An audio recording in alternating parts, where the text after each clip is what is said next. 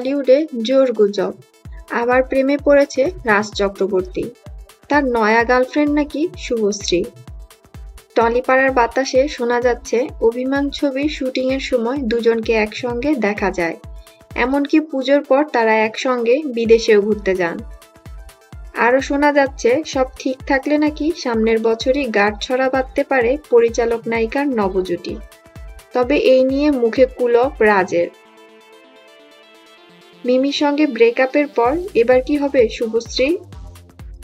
মিমির পর শুভশ্রীর প্রেমে রাজ। যদিও এইসব গুজব বলে সপাটে উড়িয়ে দিয়ে নায়িকা বলেন, যা যা লেখা হয়েছে তার এক বর্ণও সত্যি নয়। ব্যক্তিগত জীবন নিয়ে আমি কখনোই জাহির করে বেড়াই না। একজন পরিচালকের সঙ্গে অভিনেত্রীর বন্ধুত্ব হতেই পারে।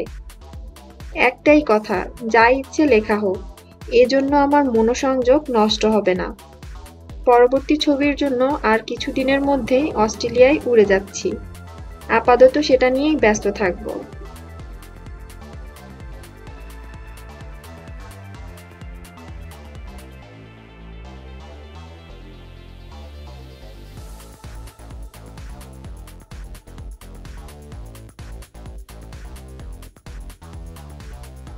আমাদের চ্যানেলের সঙ্গে থাকার জন্য সকলকে ধন্যবাদ।